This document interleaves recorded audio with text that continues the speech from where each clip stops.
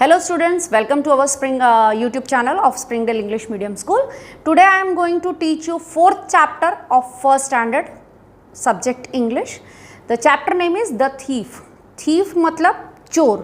यहाँ पर हम एक चोर की कहानी पढ़ने जा रहे हैं. It was a Sunday morning. After breakfast, Manu walked out of his house. He walked across the fields to the river. यहाँ पर एक बच्चे की बात, जो हम थीफ की बात कर रहे थे, वो है मनु. मनु एक दिन संडे मॉर्निंग को आफ्टर ब्रेकफास्ट अपना नाश्ता ख़त्म करने के बाद बाहर निकलता है, अपने घर से बाहर निकलता है. And he walked across the field. Across the field मतलब इस हिस्से से उस हिस्से तक दौड़कर जाता है रिवर के पास. On the river banks there was a big mango tree. Manu climbed up to the tree. He saw a birds nest. It was at the end of the branch. On the river bank यानी कि नदी के किनारे पर एक बड़ा mango tree है. Mango tree मतलब आम का पेड़ है. मनु ने वो ट्री पर क्लाइंब अप मतलब चढ़ जाना, चढ़ा वो ट्री के ऊपर. और उसने वहाँ पर क्या देखा? उसने वहाँ पर एक चिड़िया का घोंसला देखा, bird's nest. It was at the end of the branch. डाली के बिल्कुल एंड पर यानी कि at the edge of the branch वहाँ पर एक बर्ड का नेस्ट देखा.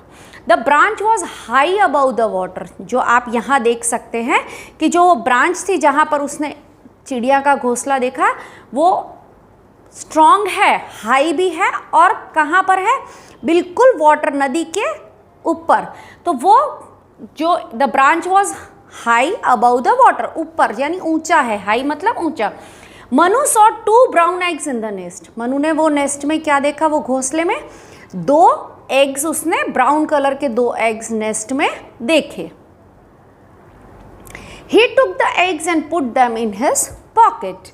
मनु ने वो एग्स को उठाया और उसे अपनी पॉकेट में डाल दिया. Then he started climbing down. वो अपने पॉकेट में अंडे डालकर उसने नीचे उतरना. Climbing up, up मतलब ऊपर जाना. यहाँ पर climbing down यानी वो ऊपर से नीचे उतरा. He put his foot on the branch below. उसने अपना पैर जो था वो नीचे की डाली पर रखा. But he slipped and fell into the river. पर उसका पैर वहाँ से फिसल गया और वो रिवर में गिर गया. Now in the river there was a big crocodile. ये देख सकते हैं हम, क्रोकोडाइल मतलब मगरमच्छ. पर वहाँ रिवर में क्या था? एक बड़ा सारा मगरमच्छ था. It caught Manu's leg.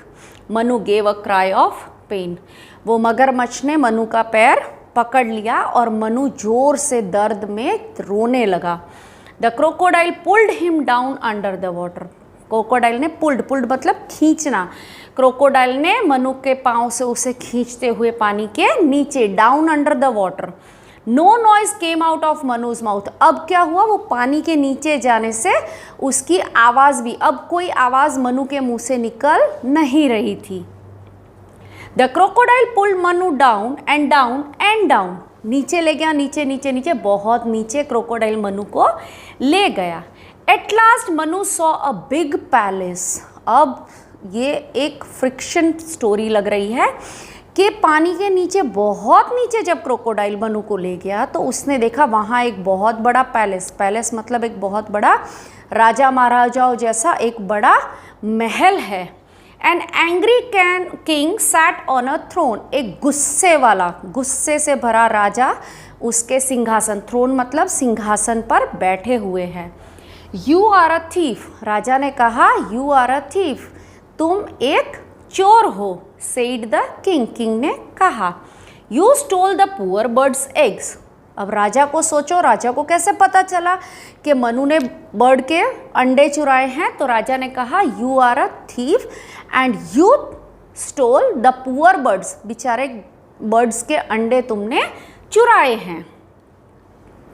I will punish you. Manu trembled in fear. राजा ने कहा मैं तुम्हें सजा दूंगा. तो जो मनु था वो डर के मारे कांपने लगा. ट्रेम्बल्ड मतलब कांपना और फियर मतलब डर. He could not speak a word. उसके मुंह से एक वर्ड भी नहीं निकल रहा था, वो उतना डर गया था. O croc said the king. King ने उसे बोला o croc, give this thief 20 lashes on his back with your tail. अब यहाँ पर क्या बोल रहे हैं राजा कि तुम्हारे हाथ में जो चाबुक है उसकी टेल से, यानी कि वो जो लास्ट का जो पतला सिरा होता है उससे इस चोर को 20 कोड़े मारे जाएं। जो चाबुक है उसके, इस लड़के को राजा ने कहा इसको 20 कोड़े मारे जाए क्योंकि इसने बर्ड्स के अंडे चुराए हैं। The crocodile moved forward. It lifted its tail to strike at Manu's back. Now अब देखो किसके कोड़े की बात हो रही थी, तो यहाँ पर क्रोकोडाइल को अपनी पूंछ से मनु को मारना है। द क्रोकोडाइल मूव फॉरवर्ड, यानी क्रोकोडाइल थोड़ा सा आगे बढ़ा। इट लिफ्टेड इट्स टेल, यानी क्रोकोडाइल ने अपनी पूंछ उठाई मनु को मारने के लिए। A sharp cry came out of Manu's mouth. जैसे ही वो क्रोकोडाइल ने अपनी टेल लिफ्ट करके मनु को मारा, मनु के मुंह से फिर वापस से जोर से एक आवाज निकली रोने की। Just then Manu woke up, it was only a dream. और ऐसा होते ही जैसे मनु रोया और मनु की आंख खुल गई और उसे पता चला कि ये कुछ सच्चाई नहीं थी, ये सिर्फ एक ड्रीम था, यानी कि ये मनु का देखा हुआ एक महज सपना था।